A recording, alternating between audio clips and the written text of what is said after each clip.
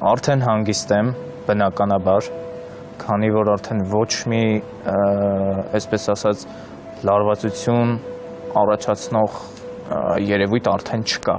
Ներկայիս դրությամբ թե ֆիզիկապես, թե հոգեպես հանգիստ եմ։ Ամենասկզբում մի ուրիշ արեգ էր եկել հայ Սուպերստար 6 նախագծին մասնակցելու, որովհետև այն արեգը, որ հայտը լրացրել էր ու եկել էր մասնակցելու, մինչև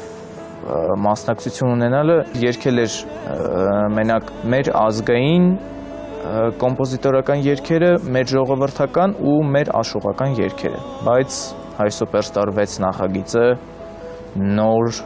մասնագիտական ուղղության եւ իհարկե նոր դժվարությունների ճանապարհ էր, որը որ թե լավ, թե վատ հաղթահարվեց իմ կողմից։ Ես ներկայիս դրությամբ ավելի ինքնավստահ եմ, որ լրիվ ուրիշ ճանապարհներով նույնպես կարող եմ քայլել։